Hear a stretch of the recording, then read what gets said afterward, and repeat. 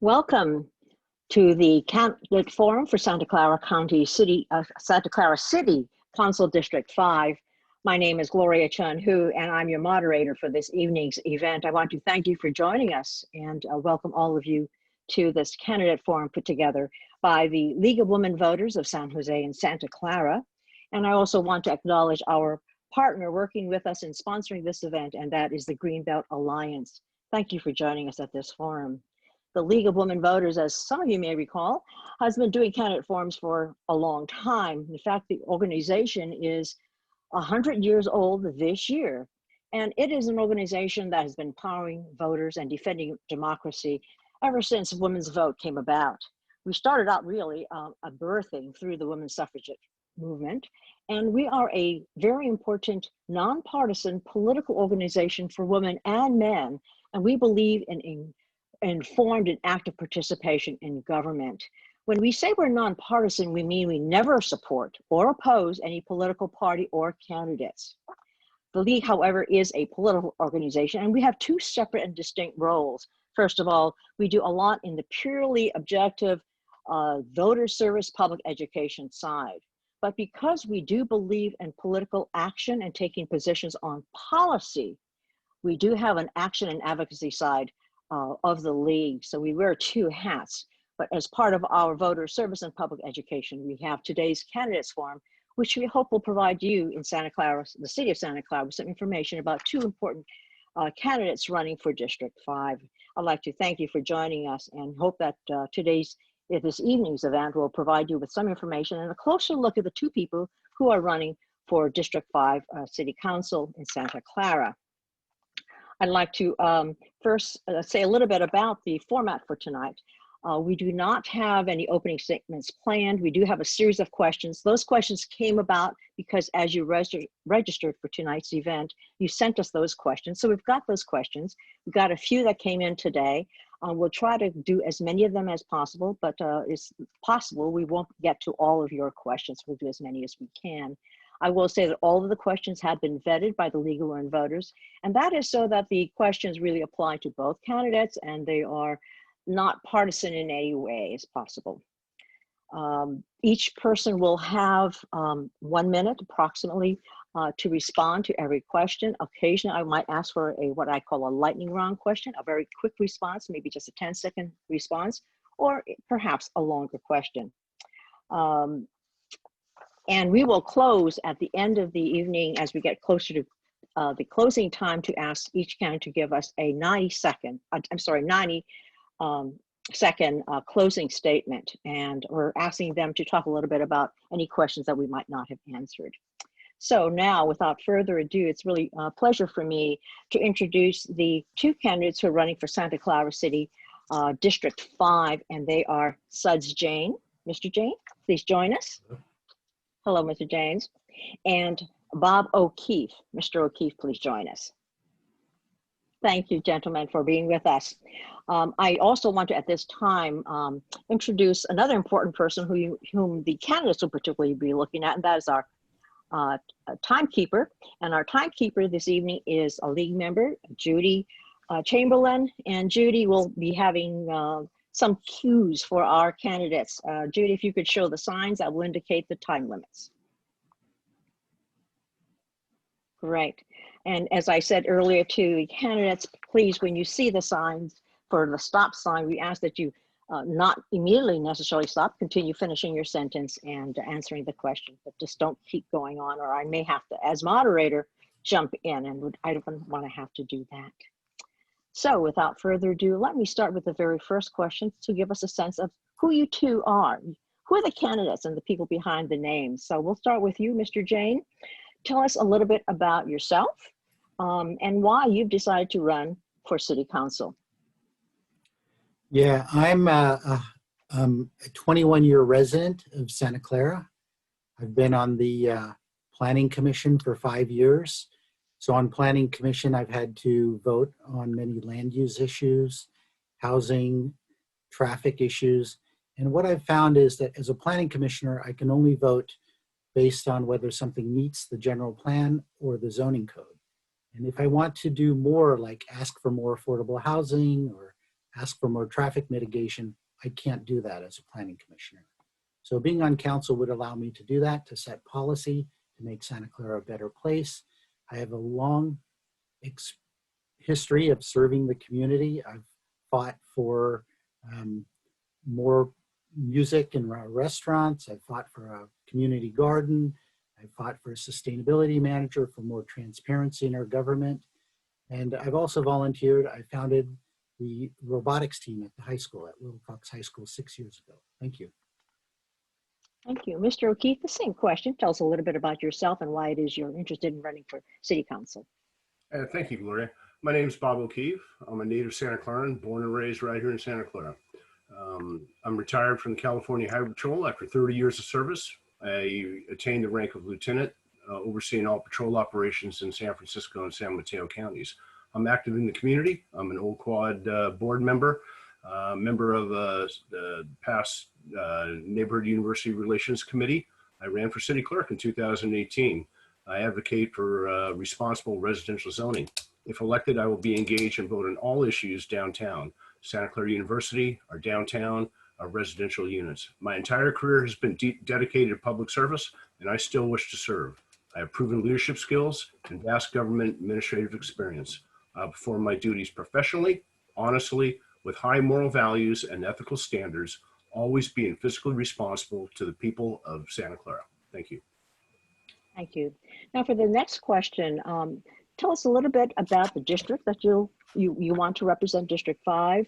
Are there any unique issues or issues in that district that you want to address? Are there any opportunities that you might want to also be focusing on as a reason for representing District 5? And we'll start with you this time, Mr. O'Keefe. Yes, thank you. District 5, we are now in districts. This is the first time that we will be voting for a district representative. In District 5 here is the oldest part of Santa Clara. It's where the city grew out from. We have some beautiful old residential neighborhoods, some Victorians, and most of our neighborhoods are R1 zone residential. We have some things very unique to District 5 here in Santa Clara. We have a gem of a university, Santa Clara University. We are going to start the largest construction project ever in this part of Santa Clara, ever.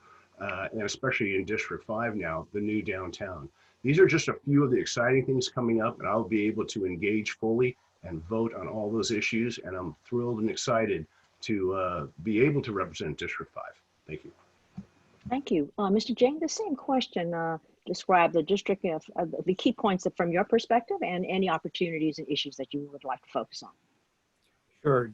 District 5 is the heart of the Old Quad.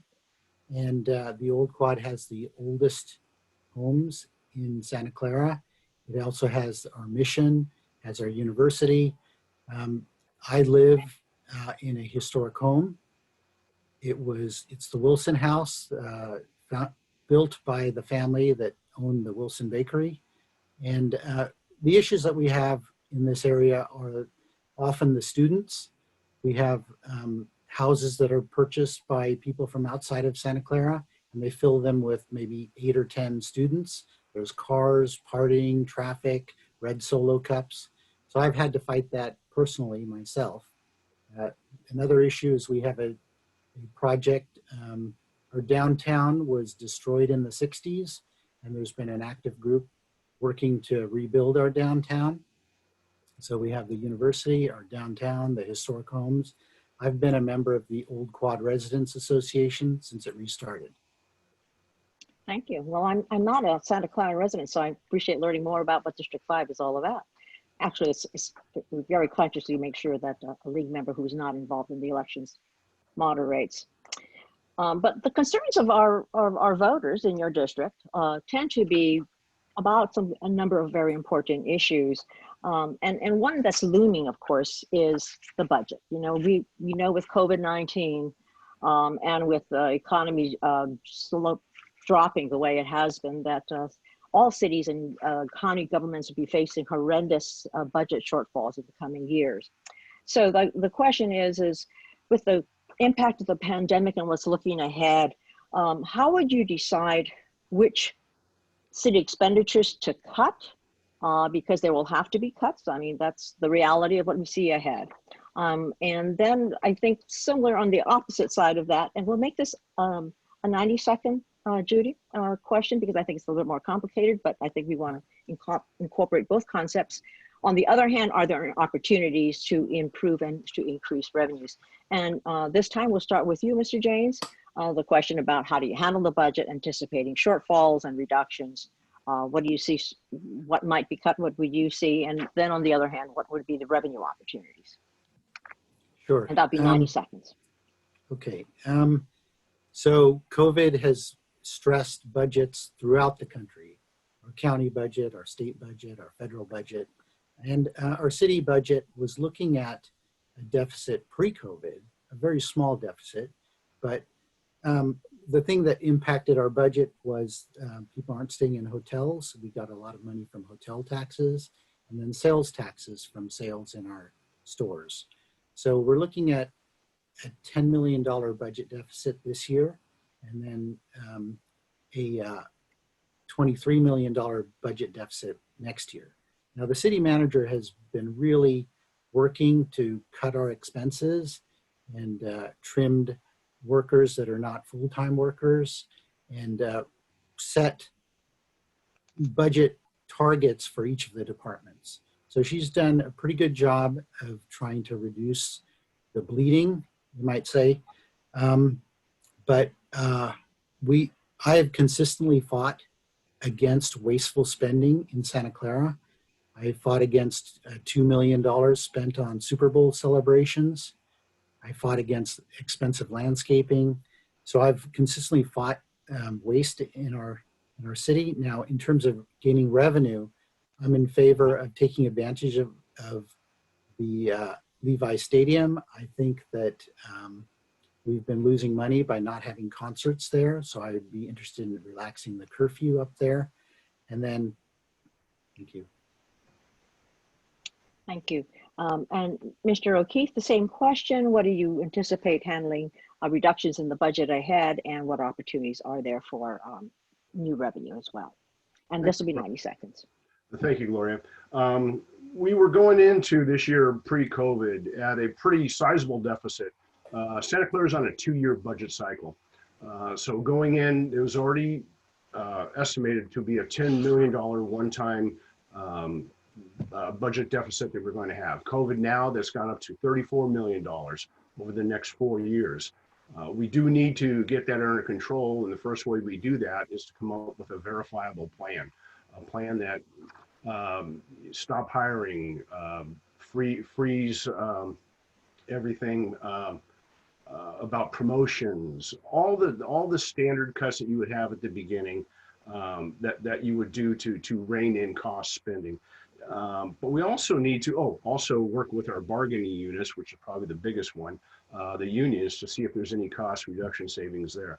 But what we need to do is get making money. Transit occupancy tax, we have a ballot initiative that's on the ballot. Hopefully we'll bring in $7 million a year if it's passed. We need to get Levi Stadium management in line. The whole management, we're losing millions of dollars every year. So we need to take over management of that stadium and get the proper money coming into the city. There's many other issues that we need to discuss, but it'll mainly be to stop and then start bringing money in. And we can do it. The city's on the right path right now. Thank you. We had a great many questions about housing in Santa Clara, starting with, and I'll go through as many of them as I can. The question is, what should the city of Santa Clara do to improve its job to housing ratio, and discuss that, as well as some opportunities for perhaps considering more affordable housing as well. I think it's a big question, housing. It's a question of affordable housing. It's a question about jobs housing ratio. So I'm going to say another 90 seconds on this one as well. So the issues are about housing per se in Santa Clara City. What do you think about ADUs, duplexes, densification, and creating more affordable housing? that's one whole area. Maybe we should tackle those as two questions. Let me do that rather than trying to combine the two, Judy. So we'll give it a minute. We'll start with that bigger question of your thoughts about increasing densification, increasing affordable housing and ADUs, and sort of the mix of housing. Where do you stand on that? And I think we started the last time with Mr. Jain, so we'll start with you, Mr. O'Keefe, on that one. Okay, you're right. Both go into another. So if I jump back and forth, I'm sorry. But the first thing you mentioned was the housing to job ratio. I think we have 2.89 or 2.9 jobs for every house that we have. So we need to increase the housing. The best way to do that is, of course, is to build more housing, high density housing, only where it's appropriate. I believe high density housing should be built in transit hubs, not something described as a transit corridor where you might have a bus going down a road and call that a transit corridor. We have the perfect opportunity in District 5 and right next door in District 2 with the train station and BART coming in. We could build thousands of units there, and I will press for that. Also, our new downtown is going to have a substantial amount of housing. It's going to have over, one of the models I saw is going to have over 1,000 units. And we can direct a lot of that since most of that is city-owned land already. So we need to build the high density in the proper places. ADUs for R1 zone residential properties are great. And I would do that, but we cannot have high density inside of R1 zones. Thank you.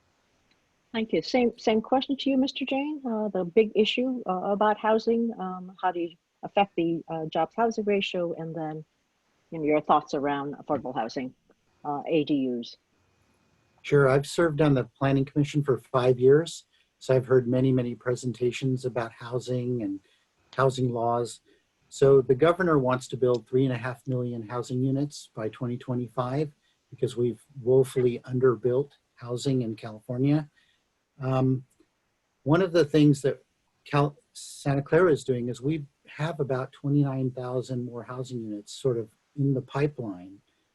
Those are being built in these big projects, specific area plans. I have fought consistently for more housing. I served on the Affordable Housing Nexus Committee, and I fought for more nexus fees to build more affordable housing. We need to build the housing at our transit locations, and I differ with Bob that one of the transit places is El Camino Real. We have the 522 and the 22 with 15-minute headways. It's a good place to build more housing. Thank you. And then the other big issue that's cropping up not only in Santa Clara, but also in San Jose and every other city in the Bay Area, and that is the huge influx or increase in homelessness. So it's a big topic. Probably could spend a whole night talking about homelessness, its causes and so forth. But if you could address that in terms of what solutions do you think of, would you offer, or ideas to deal with the issue of homelessness, particularly in Santa Clara, the city of Santa Clara? And so we'll start with you, Mr. James. This is one I'm sure you've thought about, because it's one that the whole community has been struggling with. Yeah, far too many of our residents are cost burdened in the county and in Santa Clara, meaning they're spending more than 30% of their gross income on housing. And one missed paycheck or one medical bill could throw them out of their house. They could be evicted. So I was a big supporter of Measure A, which provided $900 million to build permanent housing for low-income people. On Planning Commission, I've consistently fought for more affordable housing. I fought for more affordable housing at the Gateway Crossings project. And with some residents, we were able to get 43 more affordable housing units than what staff had recommended. So that was a big win for us, but I've been fighting for deeper levels of affordable housing. So very low income and extremely low income housing, because we need places for the workers in our restaurants and our hotels to live in Santa Clara, so they're not commuting long distances from Morgan Hill or Tracy to work a minimum wage job. Thank you. And you, Mr. O'Keefe, the same question about homelessness and any solutions you would offer or suggestions and ideas. Thank you. First of all, we got to take immediate action for the people that are homeless now. That would be the people that you see on the sidewalks, by the side of the freeways, that are living out of their cars. We need to work regionally with the other cities right around us and throughout the Bay Area, because if we were to solve homelessness in our city, just more homeless would come. If San Jose was to do the same thing, we go there. So we need to work regionally. Then we need to stop homelessness before it happens.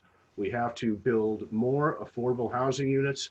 One thing that the city has and requires, and most places do, is they base everything on the average median income, which is $126,000. 80% of that, $90,000, that's too much money.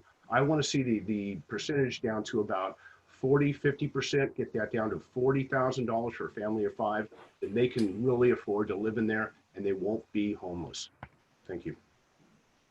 Thank you. I'm going to switch over from housing and homelessness to an area of traffic and pedestrian safety. I'm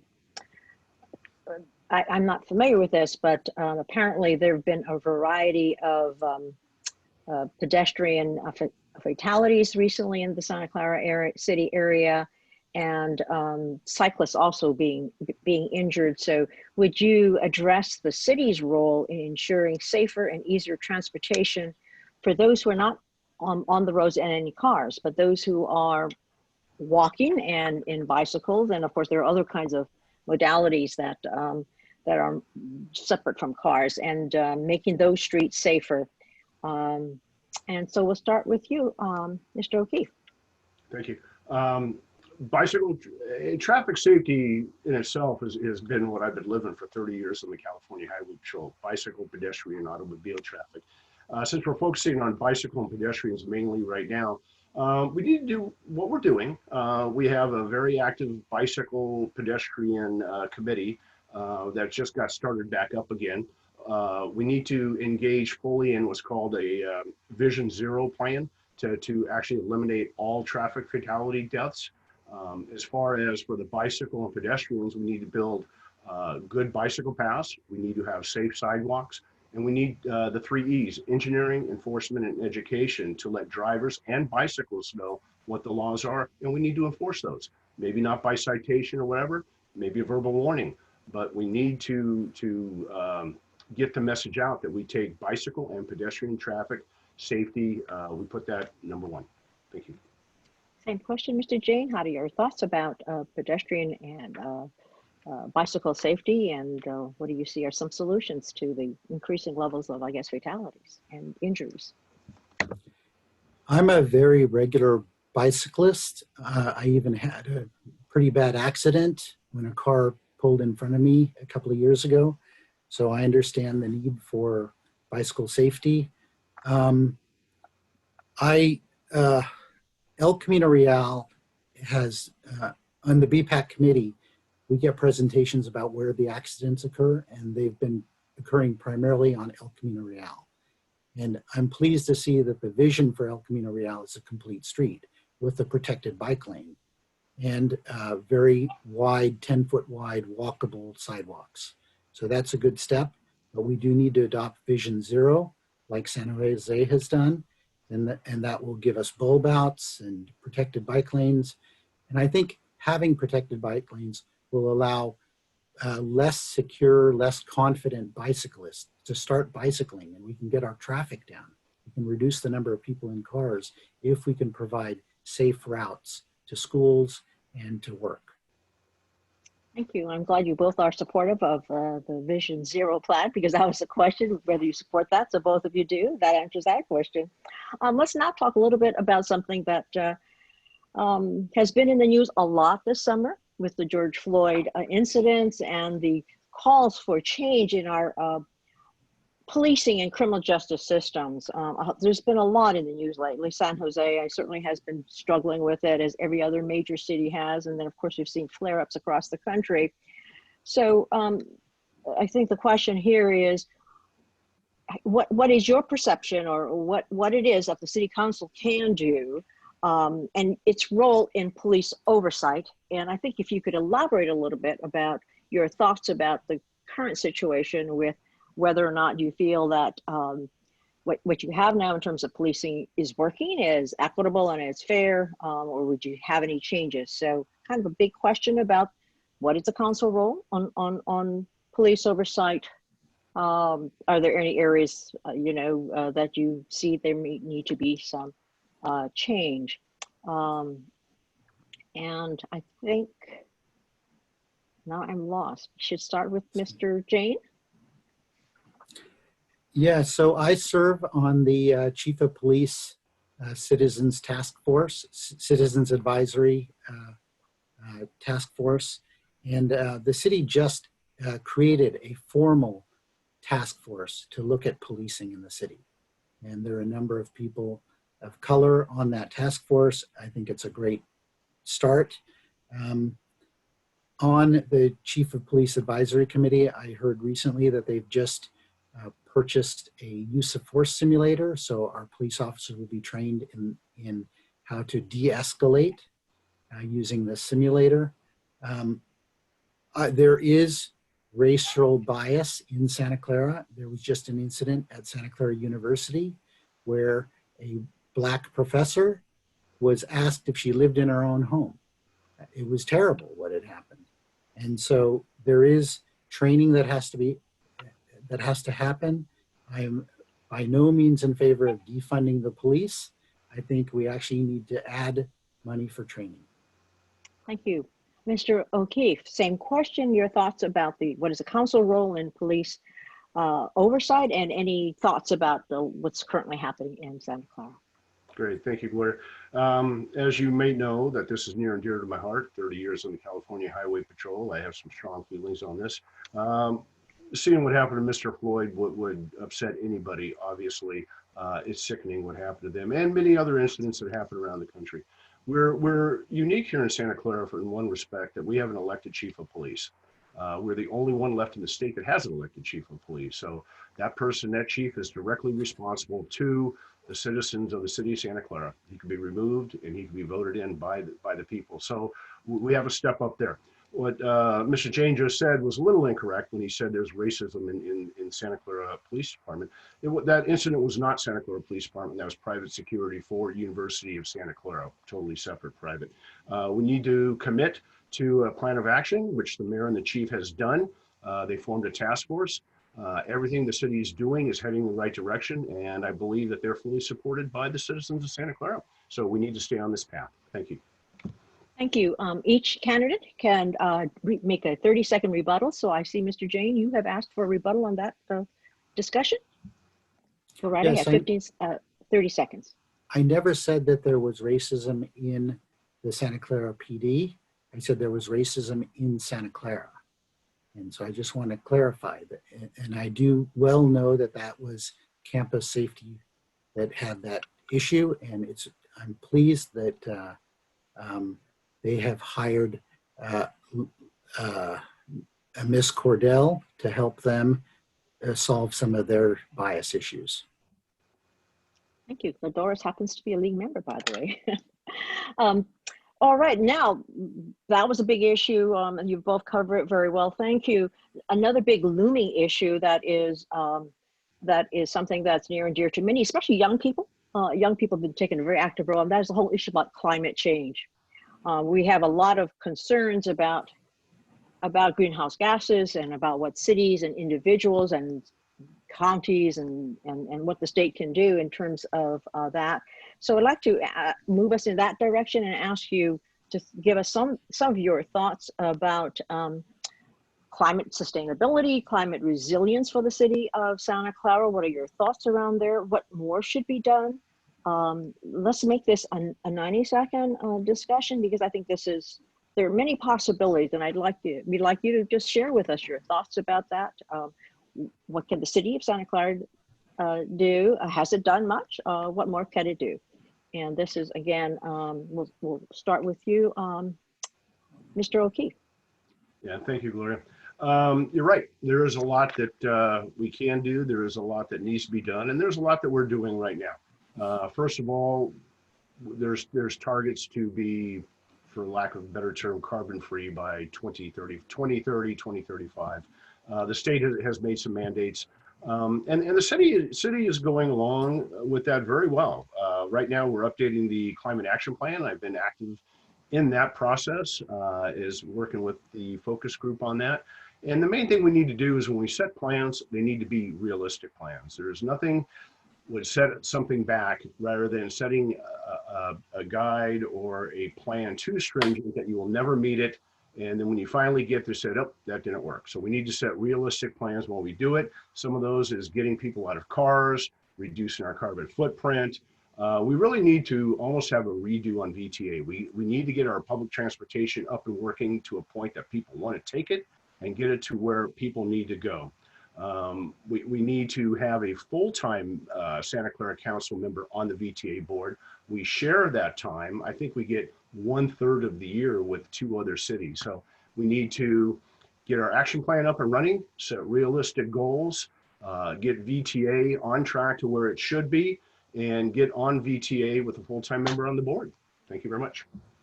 Thank you. Same question, that big question about the climate change, Mr. Jain. Your thoughts on that? Yes, I retired 12 years ago from a very well-paying high-tech job to devote my life to the existential threat of climate change. I've been endorsed by the Sierra Club and the League of Conservation Voters. I fought for years and years. When the first climate action plan came out, it was very poor. And that drove me to get on the Planning Commission to try to improve that, because the climate action plan came out of the planning department. Santa Clara has the opportunity with its own utility to go further than other cities, because we do own our utility. For years and years, Silicon Valley Power was greener than other cities. Now that other cities have adopted their community choice energy, like Silicon Valley Clean Energy or San Jose Clean Energy, they've gone past us. They've actually surpassed us. A lot of cities have already passed REACH codes. We're fallen behind REACH codes.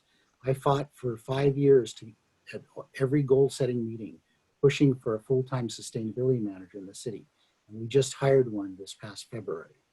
So there's a lot of things we can do. We're installing a lot of EV chargers. Lately, I've been pushing for having the schools. I've been working with the school district to get EV chargers installed at all their schools, because teachers commute long distances to work in Santa Clara because they can't afford to live here. And they're driving gasoline cars. If they had charging on site, they could drive cars with smaller ranges, not expensive Teslas, to get to work and drive carbon free. Thank you. Appreciate those comments. And I know that those members who are from the Greenbelt Alliance are particularly interested in your comments about sustainability and environmental issues. And it's one that young people are very interested in, and something that I think will continue to be critical. I have actually seen your climate action plan for the city of Santa Clara. We looked at it some years ago, from the League's interest in following climate concerns. Now I'd like to kind of turn to sort of this big other area that has to do with what you can do in terms of working with and opening up communications. If you're in the city council, how do you anticipate seeing your role and what you will do to make sure that there's good communication with your voters in your district, and what plans do you have to help build a strong sense of community and a trust, I think. And we'll start with you, Mr. Jain. So for years and years, I've been attending Councilmember O'Neill's monthly community meetings at various restaurants, and I've found her to be accessible in those. I have committed to following suit were I to be elected and have monthly meetings with residents. On my flyers, I post my email address and my cell phone. As a planning commissioner, I've met with everyone who's asked to meet with me. I've never turned anyone down, whether it's developers or residents. I've made myself extremely accessible to anyone who wants to meet with me. I've been a member of the Citizens Advisory Committee, really pushing to get more people involved in our government through the Citizens Advisory Committee. I've been a vice president of the Citizens Advisory Committee. I've been on the Old Quad Residents Association board. I've been a very strong community advocate. I've been a neighborhood watch captain, and I've hosted National Night Out meetings at my home for 15 years now. Thank you. Mr. O'Keefe, same question. How would you go about communicating and working with your constituents in your district? Thank you. In 2018, I ran for city clerk, and Gloria had the honor of having you moderate the League of Women Voters for that one too. When I was running for that position, I walked the whole city, and I really kind of got a feel of what people needed and wanted. Today's a little different. I am walking, but I'm not knocking on so many doors, but I am contacting many people and finding out what they need, not only District 5, but also citywide. I take full advantage of every social media platform I can.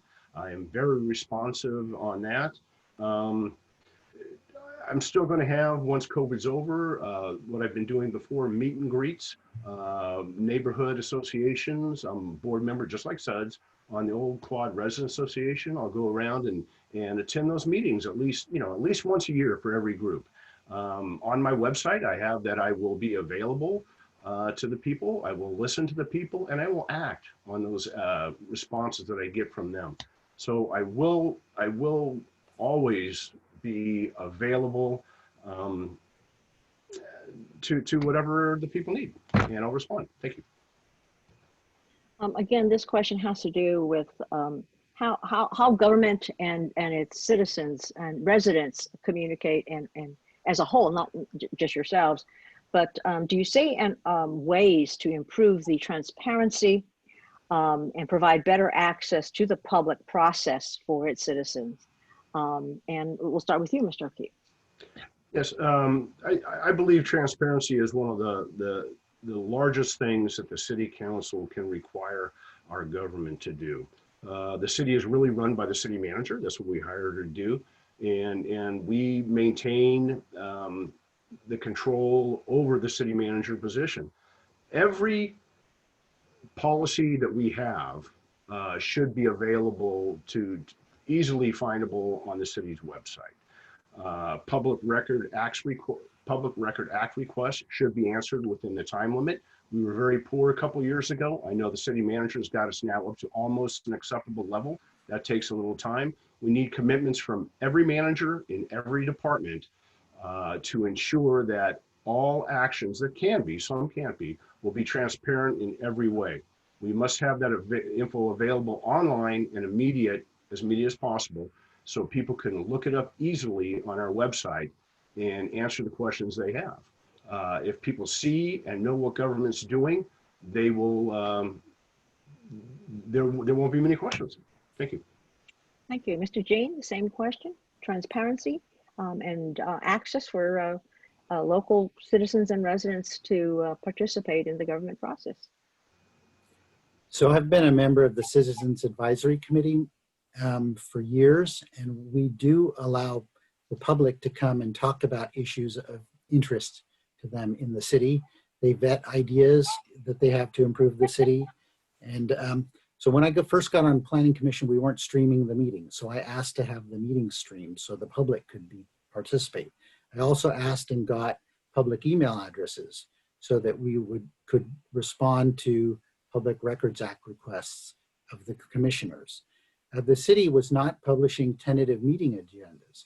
So I met with the city clerk many times and pushed for tentative meeting agendas so that the public would know in advance when an item was going to be on an agenda, and they can organize their community to show up at a meeting. Before, the agenda would be released on a Friday, and people would have to scramble over the weekend. If you're a nonprofit, you're not working on the weekend, and you can't get people together to go to the meeting. I've long advocated for making it cheaper and easier for the public to reserve meeting rooms in our city. Thank you. And feel free to complete your sentence when you see the stop sign. The other question has to do with how will you be able to be an independent voice as you represent people in your district? You know, how can we be assured that your voice will be an independent voice? At least that's the way the question is phrased. How can we be assured, or how can residents of Santa Clara, City of Santa Clara, District 5, know that you will be an independent voice and be able to make some good, solid decisions that are, I guess, are not tainted by any commitments or relationships, and that's always one that I think voters are concerned about. Mr. James, we'll start with you in this one. So I ran for city council in 2016, and back then I pledged to be a special interest free candidate. I didn't take a dime from unions, PACs, corporations, anyone. I've pledged to do the same in this election. I've not taken any money from any special interest. Even when the Sierra Club endorsed me, I didn't take their check because I didn't want to have any implication that I was taking money from anybody. I have, on Planning Commission, I've been very transparent. I've been to so many Brown Act training sessions through the BPAC and through Planning Commission. I fully understand the Brown Act and the reasons for it. I fully support the Brown Act. I've, for a long time, been a supporter of Move to Amend and the California Clean Money campaign to try to get special interest money out of politics. I would be very much in favor of a public funding of elections. So I'm fully independent. I have no ties to any special interest. Mr. O'Keefe, same question. How you. can people be assured that you'll be an independent voice? Yeah, thank you. First of all, I'll say that I am. I will tell people that. I will communicate with the people in my district and the people of Santa Clara clearly. They will know what I'm thinking before I even get to council, because I'll know what they're thinking, and it truly will be their thoughts that I represent on council. Even I might have other thoughts about it, but I really represent the people, and it will be their thoughts that I push forward. I have high moral and ethical standards. I set them high for myself, and I can judge others based on that. We need to stay away from even the hint of impropriety on this issue. Mr. Jain mentioned the thing about PACs and funds and money. I will let everyone know where my money comes from, and it's a big source of topic right now, especially in the news the last couple of days. The 49ers putting in $1 million some odd dollars in this election. That people will know where I stand, and people need to look at that kind of money and say, what is that money really doing in this election? Thank you. Thank you. We have now a couple of quick questions. 15 seconds. This is how do you stand on 2 ballot measures that are hitting the city of Santa Clara and the area? And a quick yes or no, and a quick response in terms of why. We'll start with you, Mr. O'Keefe. Do you support Santa Clara Measure E, which allows the city council to increase the hotel tax? Yes, I do. It'll be a great source of income. It'll keep us competitive, I don't want to say under competitive from where I believe we're at 9%.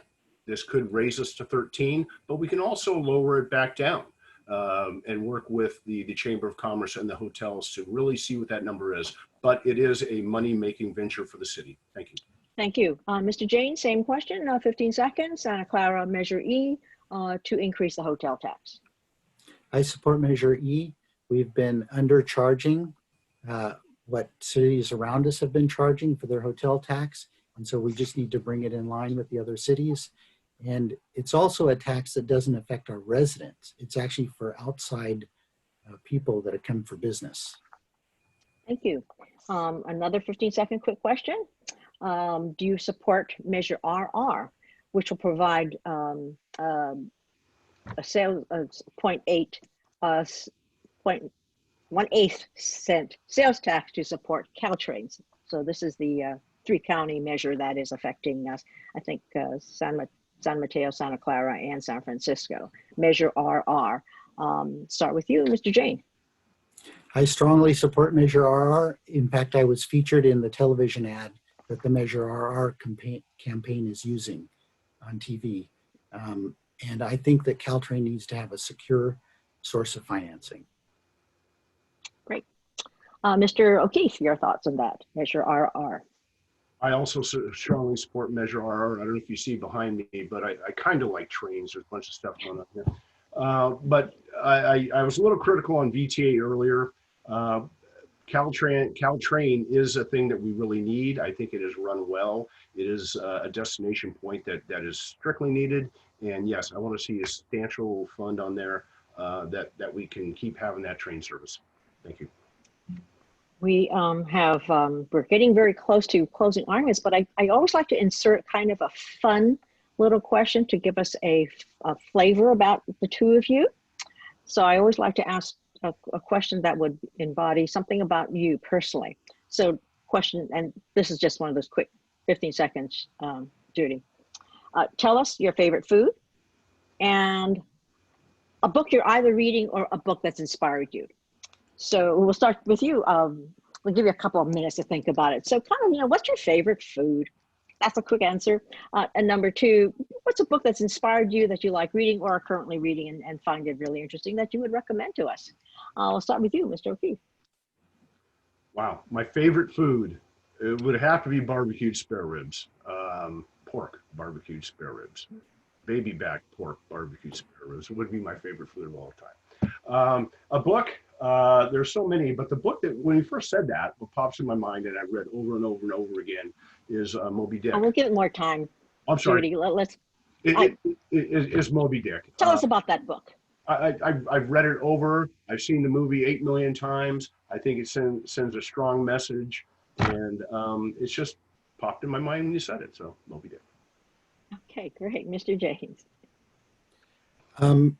Favorite food and book that inspired you.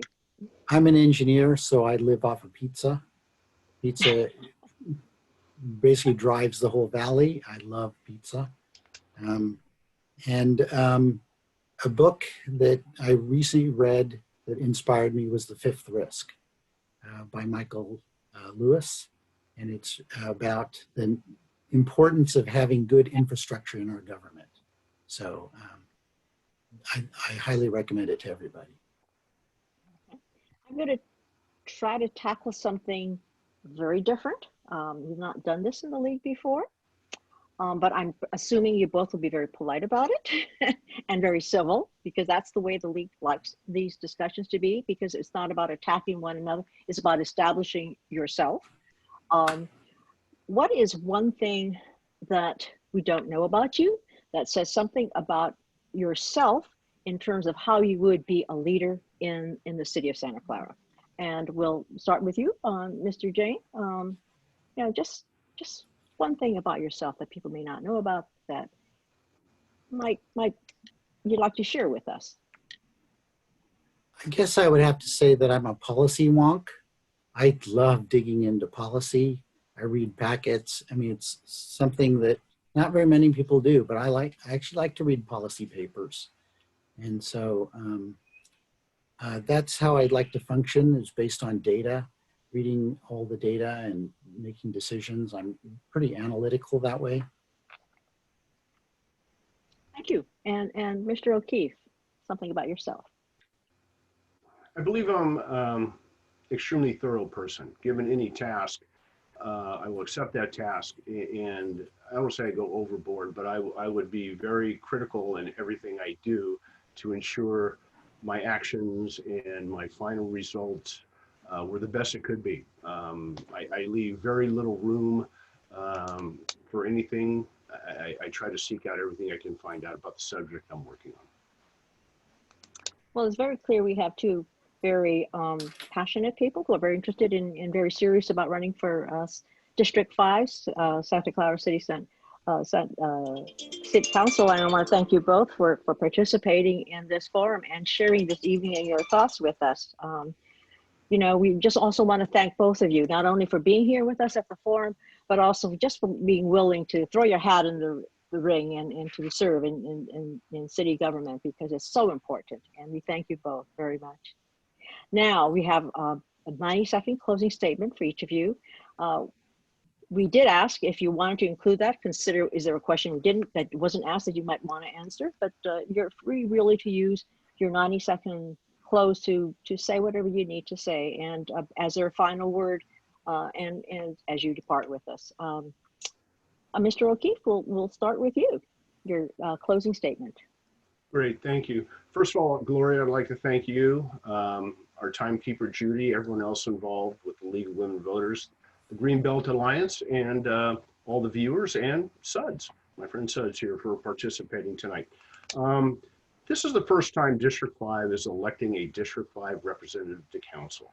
it is imperative with all the issues that we mentioned before, a new downtown, Santa Clara University, residential zones, that this representative be able to vote and participate in all of the issues of downtown, all the issues of the district.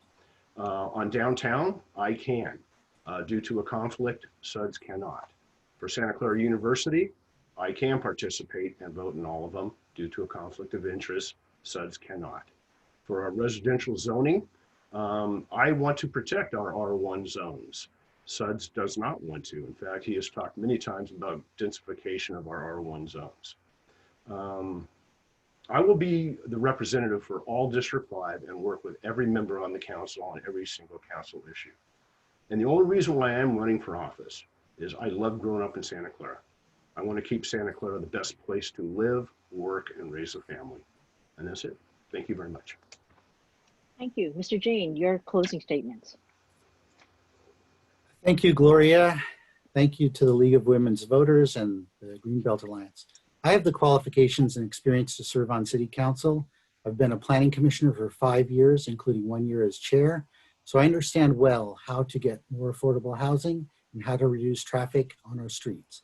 I've consistently fought for years to improve the quality of life for Santa Clarans.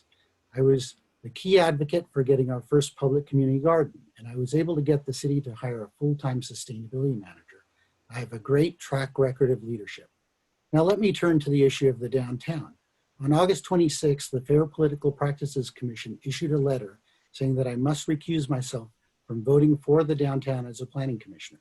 Then on September 17th, 3 weeks ago, the FPPC met and discussed agenda item 11, which was, quote, addressed at concerns that officials with merely a residence are too often disqualified from broad decisions concerning matters such as community development.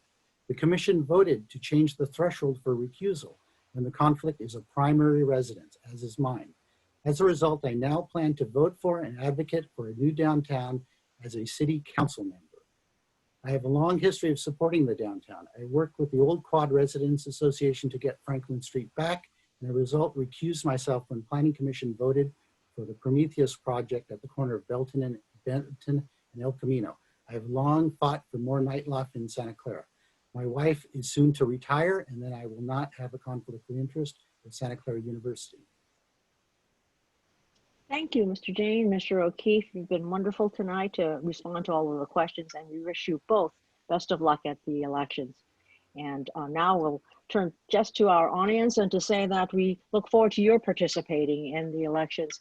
The League of Women Voters has been working to not only present this candidate forum, but we work very hard to produce a number of things to help voters be educated about what's going on. In addition to candidate forums, we also do what we call our pros and cons, looking at both sides of all of the ballot measures that are on the ballot in November. And if you need to find more information, you can go to the League of Women Voters, or you can request more information from us. And of course, we've been doing voter registration year round.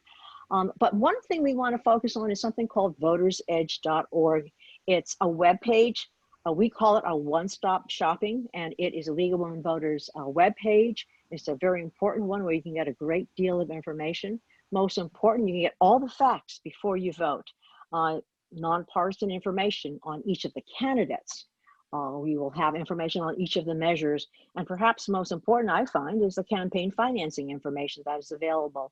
And you can go to the votersedge.org website, and you can get a copy of your personal ballot, so you know all of the issues that you'll be asked to vote on. But just keep in mind that election is November 3, but you know, you don't have to wait until November 3 because ballots are being mailed out. In fact, starting this week, I just got my information from the Secretary of State. And you have 3 ways that you can return your ballot, and you can do it between now and November 3. You can return your ballot by mail. There will be drop boxes throughout the Santa Clara County, or you could go to one of 100 voter centers that will be open from October the 31st through November the 3rd. So there are lots of opportunities for you to get your ballot in safely And to get it in on time, we do recommend if you're mailing it, you consider doing it at least 10 days before, just to be on the safe side. Also, the Santa Clara County Register of Voters, sccvote.org, is a great website with a great deal of information, and it can track your ballot. You can use that website to find out more about and checking to make sure your registration is current. There's just a great deal of information there as well. So keep that in mind. We thank you for joining us tonight again, and think about democracy and how important it is. It is not a spectator sport. It requires each and every one of us to be engaged to participate. Be sure to keep that in mind as your ballots arrive in the mail. Think about mailing them in early, but certainly before November 3rd and no later than November 3rd. Thank you very much. And if you are interested, we welcome any and all of you to join us and to become a league member at our website, www.lwvsjsc.org. Thank you so very much for being a part of the process and joining us tonight. Take care and be safe.